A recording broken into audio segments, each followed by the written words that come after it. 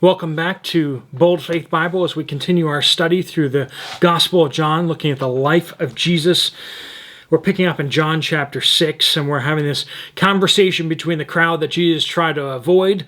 They hunt him down and start going, "Where'd you go? How'd you get here?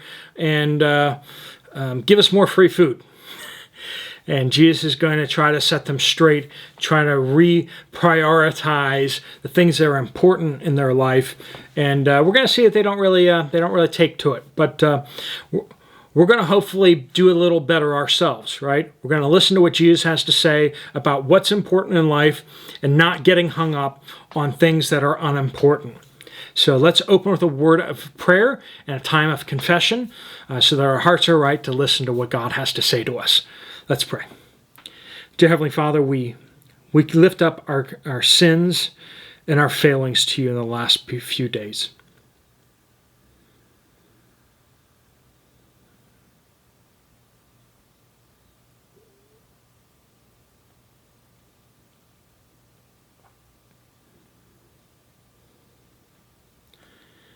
Lord, we praise you that we can find forgiveness and redemption in Jesus Christ.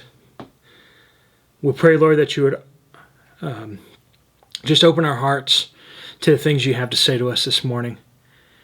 I pray, Lord, that you would give us the strength this day to walk in your way and to prioritize the things that you tell us to. Lord, we pray that you will return quickly. We pray these things in Jesus' name. Amen. All right, well, let's jump into it. John chapter 6, picking up in verse 22. You can always check out the notes in the description down below. Those are my notes and my applications, but please do have your own pen and paper so that you can write down the things that God is saying to you, because you may have different applications than I do. Verse 22. The next day, the crowd, remember Jesus had just walked across the water. The disciples got into a boat and went across, and Jesus went off to pray by himself. And then he went and walked on the water and met up with them. And the crowd was just kind of like, where'd he go, right? So the next day, the crowd that had stayed on the other side of the sea saw that there had been only one boat. They also saw that Jesus had not boarded the boat with his disciples, but that his disciples had gone off alone. Some boats from Tiberias came near the place where they had eaten the bread after the Lord had given thanks. When the crowd saw that neither Jesus nor his disciples were there, they got into the boats and went to Capernaum, looking for Jesus. When they found him on the other side of the sea, they said to him, "Rabbi, when did you get here?" Jesus answered, "Truly I tell you, you are looking for me not because you saw the signs, but because you ate the loaves and were filled. Don't work for the food that perishes, but for the food that lasts for eternal life, which the Son of Man will give you, because God the Father has set his seal of approval on him." "What can we do to perform the works of God?" they asked. Jesus replied, "This is the work of God, that you believe in the one he has sent." "What sign then are you going to do so that we may see and believe you?" they asked. "What are you going to perform? Our ancestors ate the manna in the wilderness, just as it is written, he gave them bread from heaven to eat." Now, we won't cover verse 30 and 31, but I think that they're important because they kind of give you where these people are coming from. Jesus said, "You're not following me because you want to learn the truth or because you see that I am sent from God.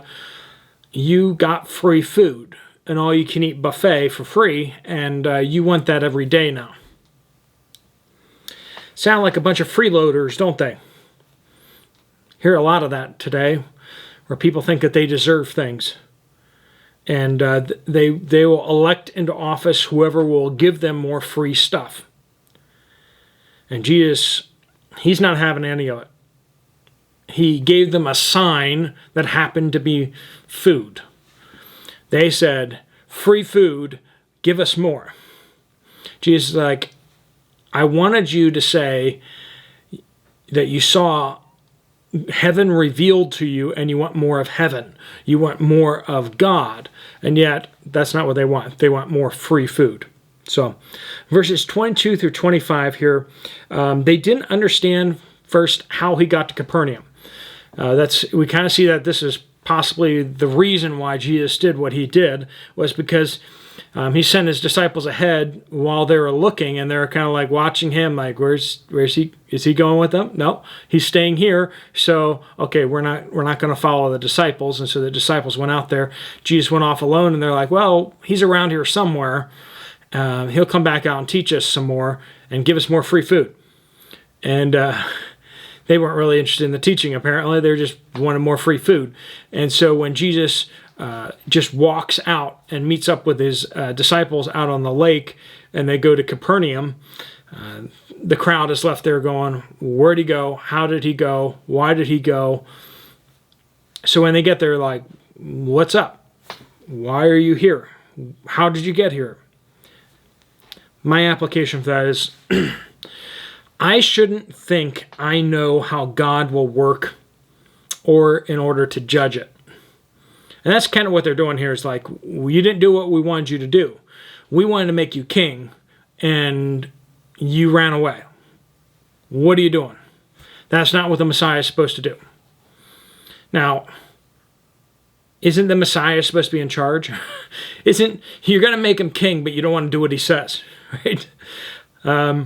That's a rebellious people for you, unhonoring people. They want to make him king, but they don't want to listen to him. They don't trust his leadership. They trust their choice of their leader. And so they want Jesus to do exactly what they want him to do, and they want him to do it on the timetable they want him to do it, and they want to be able to control him like a puppet. And Jesus is like, no, I'm not going to do it. And a lot of people try to do that with God here today. They come up with a business plan for a church or a ministry, and then they tell God what they want to do, and then they tell God to bless it. Lord, bless the plans that I've come up with. One, is he really your Lord if you're the one coming up with the plans? That's a point that you need to really seriously consider. If he's Lord, you need to do what his plans are, and you need to ask for the strength and the wisdom to do the things that he wants you to do. Point 2, verse 26 here. They sought the cool tricks and the free food. They didn't seek their Savior. They didn't seek their Messiah. They wanted free food. You follow me because you ate the loaves and were filled. Yum, yum. That's all the reason why you're here. Application, I should seek God because of righteousness, because it's right, not because I'm going to get something out of it. A lot of people, they choose a church where they're going to get the most out of it. And I think that's wrong-headed. That's just wrong. You should come to a church where you can serve, where you can give the most. You see a church that has needs that you can fill. The most exciting thing in a church is when you see a gap, a need that you can fill. That's how you should know that this is the church for you. Now, you should make sure it's a Bible-believing church, Bible-teaching church. You should make sure that it's a church that is going to not drag you down with false teaching or with just a really bitter attitude, or if there's a bad spirit in the place, be very cautious about joining a church like that. If they're bickering and negative, and if there's not the joy of the Lord in the place, you should be careful. But that said, do you go to the big church that has lots of offerings and slides and climbing walls for your kids and stuff like that? Or do you go to a church where you can really serve? Now, you might be able to serve really well at that mega church, and usually they always need volunteers for everything, and that might be a really good fit. But where can you serve? Not where can you get the most free stuff. That's what they're doing. Don't be like that. I was very excited that that God has led me to several churches that I got to use my gifts and to really serve. One time I went to the church and I felt like I really wasn't serving. I didn't really have opportunity to serve, but sometimes it's not the official roles. Sometimes it's the unofficial roles that you have. Sometimes you can really have a tremendous impact on a church. God called me back to my present church when the week I got back to the church. I had gone out with the church plant, and I came back to the church. The week I got back from the church, they had asked the pastor to take a time of leave, and eventually the pastor was going to be asked to step down. The elders of the church, I walked in and, I'd been an elder at the church plant, but I came back and I was mopping floors because that's what they needed. And I wasn't teaching a Sunday school. I was attending a Sunday school. But if I'm going to attend a Sunday school, I'm going to do everything I can to make sure that Sunday school is everything it could be. And so I was very active very faithful in coming to Sunday school, but then very active in connecting with the other members, attenders of the Sunday school. And I took it upon myself to start cooking some meals for the church family to try to just kind of boost everyone's spirit because everyone's kind of down. Help people to connect with their church family better through fellowship meals, mopping the floors as needed, and doing trash and whatever else needed doing, because I wasn't there at the church to consume. I was there at the church to serve. And that should be all of our spirit, okay? Verse 27, Jesus says you should seek God's approval, not wealth or food or your needs. Just because you're successful at your job does not mean that you are doing good. For a lot of us guys, if we're putting enough money in the bank account, we feel something like we've accomplished and we're doing what we need to do. We may not be doing everything else right, but if we're putting money in the bank account, it feels like we're kind of accomplishing. But that's not really what we're going to be scored on, and that's not what we're going to be. That's not everything. We need to seek God's approval. Now, you need to take care of your family, mind you. You need to take care of your own needs, but there's more to it, right? We need to seek God's approval, not just more money and stuff for ourselves.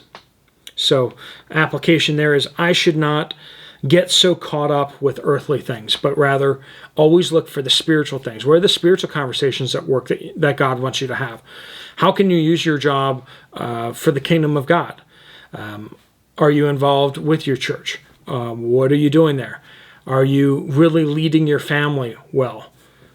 And that goes for all of us. Is like all the places that we are we being faithful with all that God has put before us, or are we just doing what is easy for us and then we're just slacking off on everything else?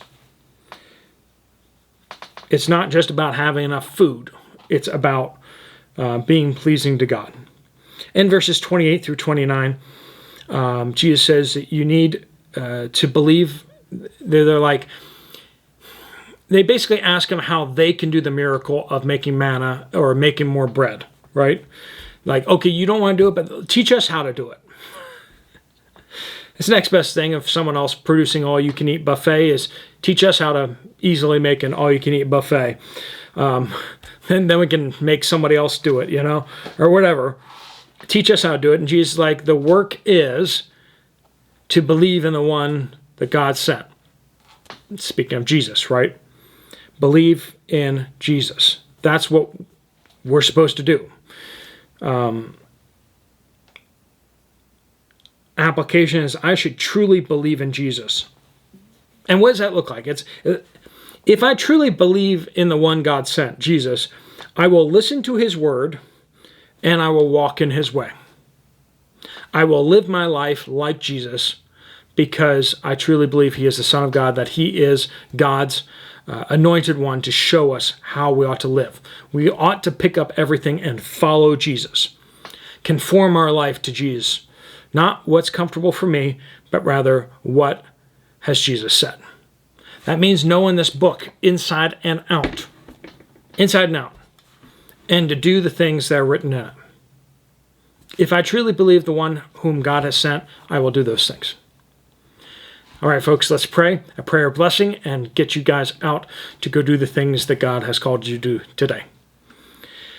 Dear Heavenly Father, I pray that you bless each person in Jesus' name that is watching this, that you would put your Spirit upon them to accomplish the task that you've set before them today. Help them to not just accomplish the earthly and worldly tasks, but also to seek for the spiritual blessings that you would have them to accomplish today as well. Lord, help us to not be too caught up in worldly things or to judge ourselves by worldly standards, but rather to seek to be approved by you.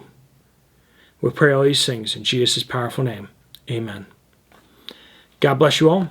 And if you want to check out some other videos here, there's a couple right here. Otherwise, I will see you later. God bless.